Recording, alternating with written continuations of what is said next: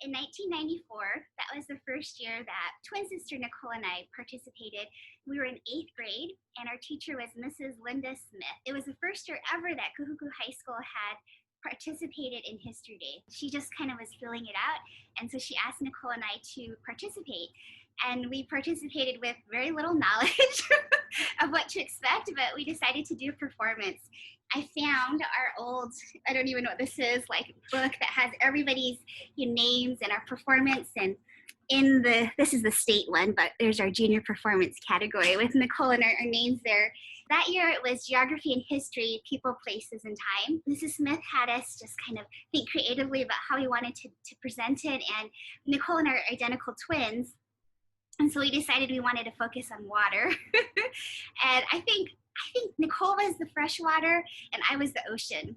And we were kind of had this dialogue going back and forth about how I am Hawaii because I'm the ocean. I crafted the islands. I brought the native Hawaiians, the earliest, settlers to these islands, fish, the surfing, and then Nicole would talk about that without me, I am Hawaii, the freshwater, and how the artesian wells helped communities thrive. Anyway, we're really young. We didn't know what to expect. We hadn't seen any performances. And we went and participated in the district competition. And there were just so many loving mentors. And I remember even like the district superintendent was there, a letter they wrote to us to just encourage us on our journey. And then in the state competition, and then we went to nationals. We were these little kids, and we were so overwhelmed. We didn't know what to expect, but I mean, just so many wonderful memories. It opened up our world. We love where we grew up in Hawaiʻi, and we just never thought that two little country girls could tell a story that people were interested in, and that we could research and present in a way that maybe a dialogue that's not really told like on a national scale or whatever. And we were little, and so I remember that Bob Buss and Mitch Yamasaki were there with us, and we were traveling, and they're so kind, like such wonderful mentors. And they kept telling Nicole and I, because we were so little, keep doing History Day. You're going to do it next year, right? Now that you've gone to like nationals, next year's theme is conflict and compromise. So start thinking and researching, especially Mitch. He helped Nicole and I so much. And every year we would, send him our script, and he would help us, and just such wonderful memories with that.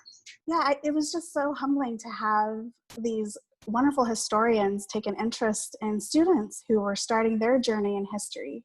And I'm so grateful for Mrs. Smith, who created just a wonderful History Day program at Kahuku High School, for Mitch Yamasaki and Bob Buss for just taking the time to make sure that students developed a passion.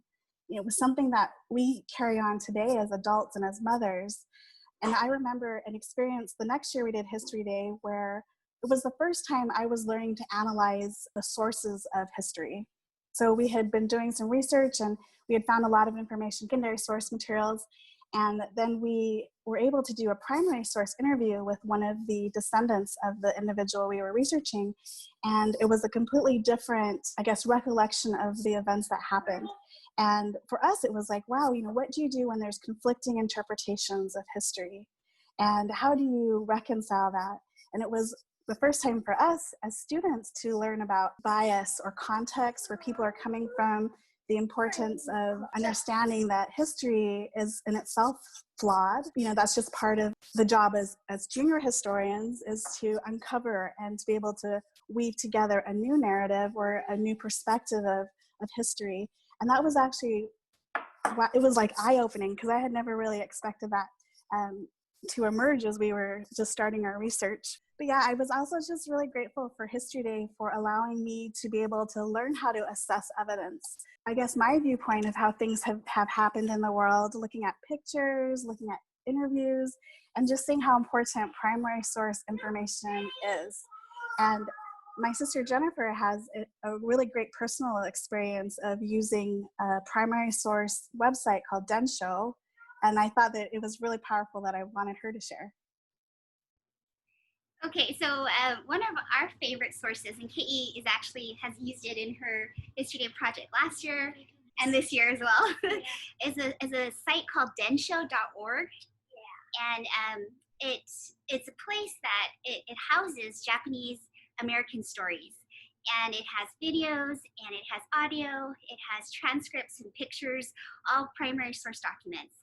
And this is a very personal story for our family, but my father, he is a survivor of the atomic bombing of Hiroshima. And this is kind of connected to what Nicole was sharing earlier. We had always been students of history. We'd studied things in textbooks, we learned things in classes. And I remember we were studying Hiroshima in 8th grade. We were reading the book, and we came home and I thought, oh, my dad, he was born in Hiroshima, and maybe he knew someone who was there during the bombing. And I remember Nicole and I casually came home and asked him about it, and it was the first time that we really caught a glimpse of how history is more than just a textbook. It's very personal. And then our father shared his story, and it was really, and I think through this whole History Day experience as well, that the storyteller is so important. And when voices are silenced, or maybe not even intentionally silenced, but there is no one telling their story just by who the storytellers are, it takes away from that conversation, it takes away from that understanding. My father's story, when we found out that he was a survivor of Hiroshima, I think that was one of the big things that really propelled Nicole and I to really want to know more. And those primary sources, the people, their experiences would help shape the way we looked at history. And so anyway, my father survived the bombing, and he remembers very horrible circumstances after World War II, living in abject poverty and surviving off eating crickets and just like having no food. And one day he received a care package from his family in America. And he never knew he had family in America. And there was some candies and some shoes, some clothes in this package, and a picture of some family members. And that started my father's story of looking into our connection to America. And we had studied years. I mean, we had looked for it, 15 years or 20 years. And then we stumbled upon densho.org.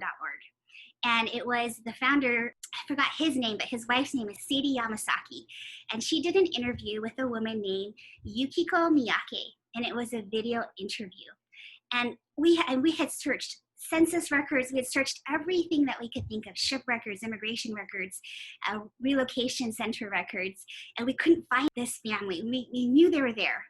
And it wasn't until we saw this video that it had specific references to my dad's great aunt who came to America, her children and grandchildren, that we actually found our relatives. And how grateful we are for that source. She died before we ever could meet her. There was so much of her story that we are so grateful to learn. One thing that my father and all of us will never forget is that we were able to meet Yukiko's youngest sister. And it was her 99th birthday.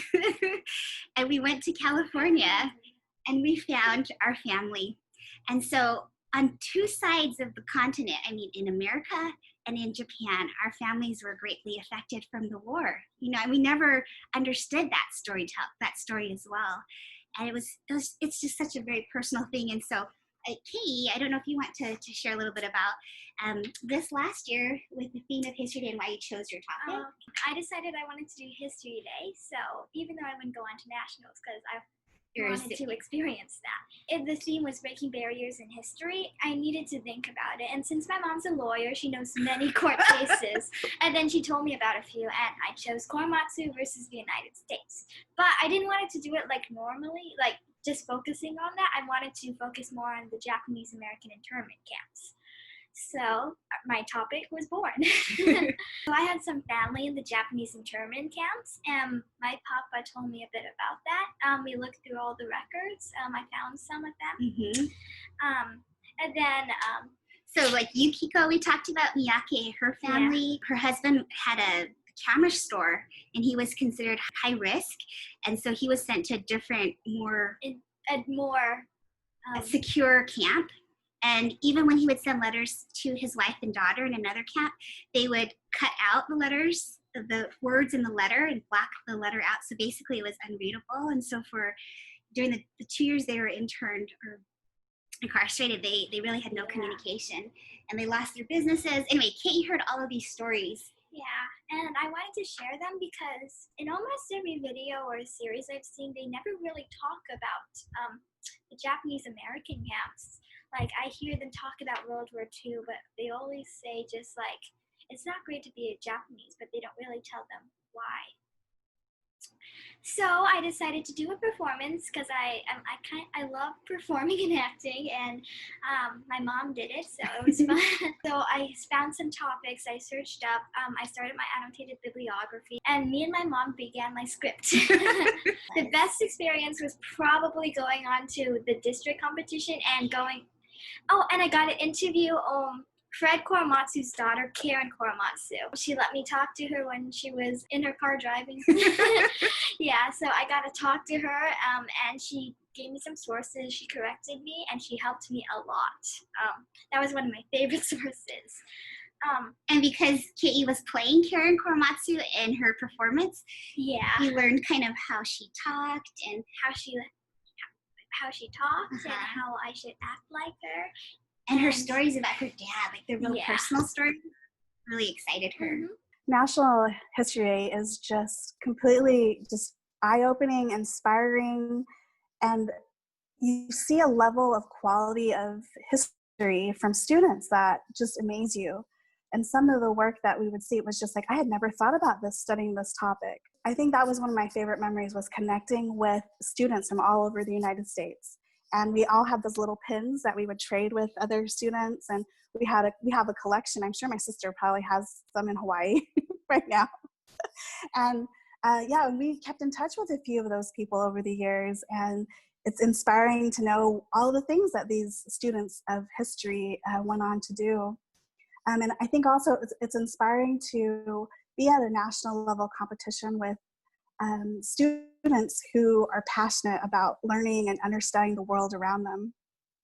You know, I think right now in history, in our time right now, like today, we're living in a just pivotal moment of history, both with the pandemic, you know, with this huge medical situation, as well as with things that are occurring with the racial discussions, and the narrative of history is changing.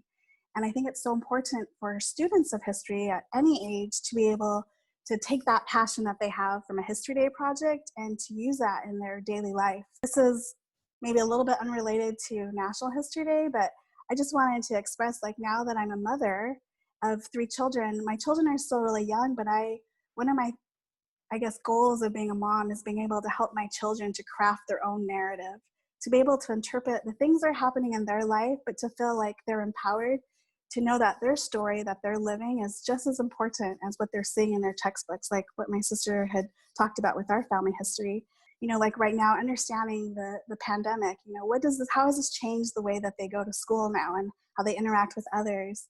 One of my children has some complex medical issues, and so it's helping them to be able to learn and process those emotions and know that this is just part of a long history of Kajiyama's and Holmes' children's, you know, from the very beginning up till now. And as we've been talking about family history, my husband's side of the family also has some really fascinating family history stories that have inspired my children. And they've talked about how back in World War II, this German family with Jewish ties, they felt a need to leave Germany because of what was going on as Hitler was starting to get into power.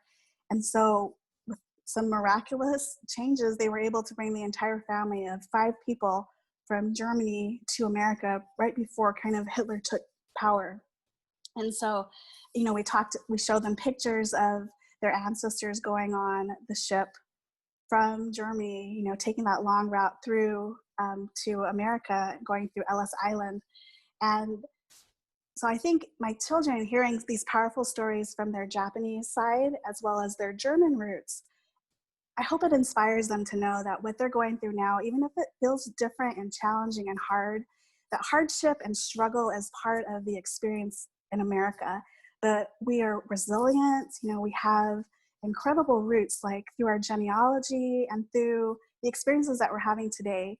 And I just hope that inspires them. So I know it's kind of a long-winded answer, but that's kind of really what's been on my heart right now as a mom, just like helping my children get through these experiences. Well, here's the pin from History Day 1994 that Nicole was talking about in exchanging pins with, the different state delegations. I just also wanted to echo what Nicole was saying.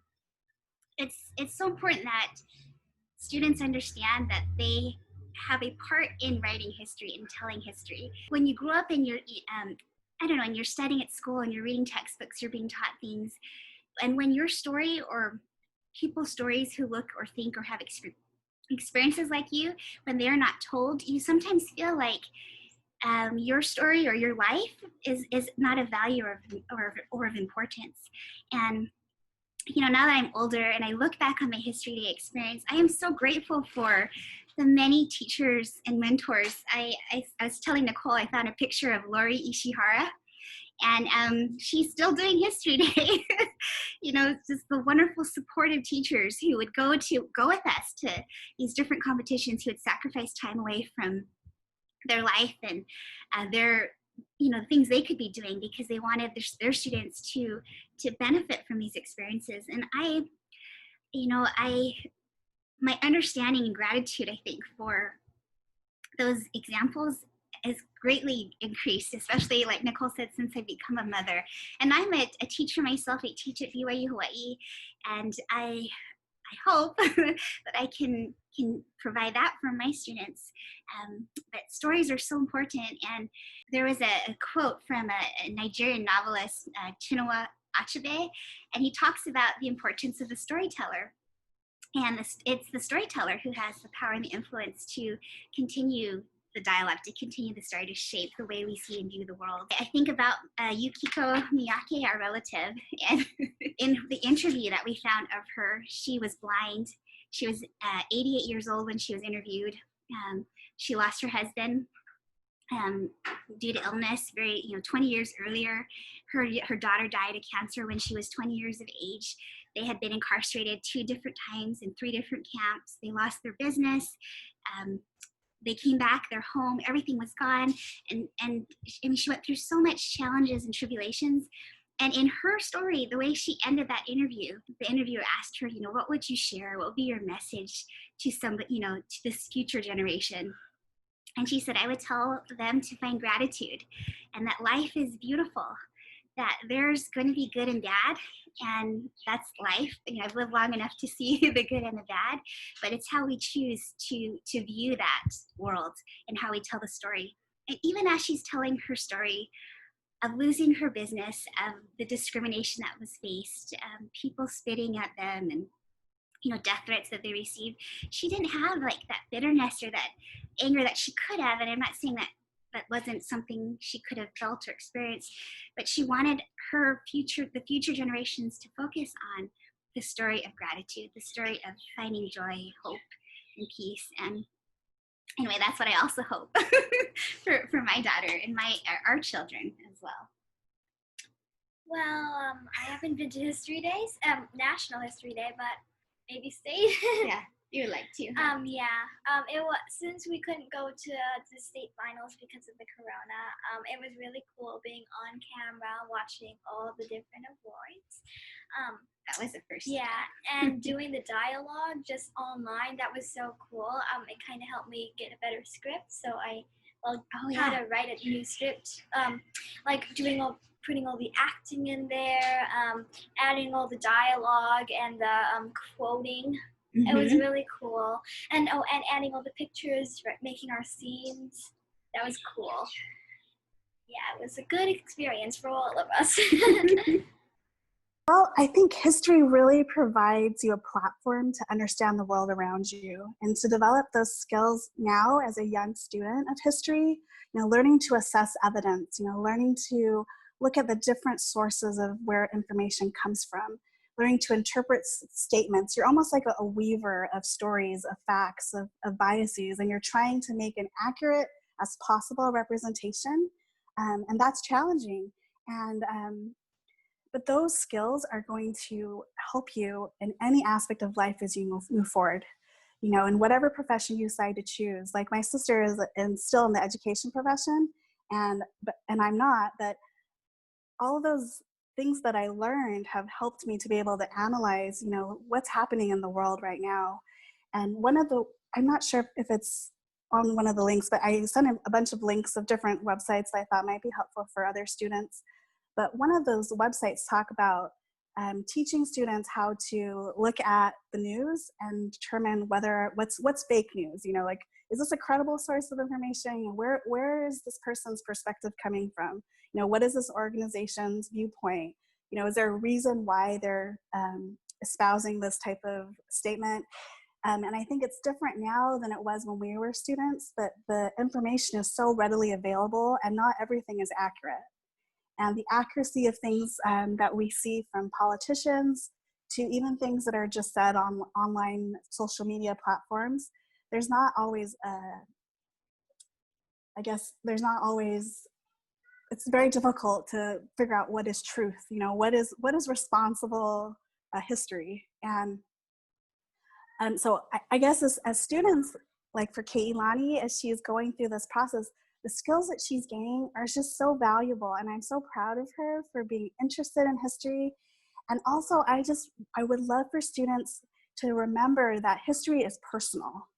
When you make that personal connection to your subject matter, it changes your desire, it changes your viewpoint, it gives you encouragement when things are hard, because it's not always easy to sort through so much material and to be able to create something that you feel proud of sharing. So when you have something that you're really passionate about, that you have a connection to, Katie, I think that's why you really connected to that story, was because of your family connection too. I was so touched and grateful for the many mentors that helped us develop a love for history. And that's why I'm so thrilled that KE is doing History Day and continuing on this wonderful legacy. I hope it's a legacy of being good students of history and wanting to create and craft their own stories.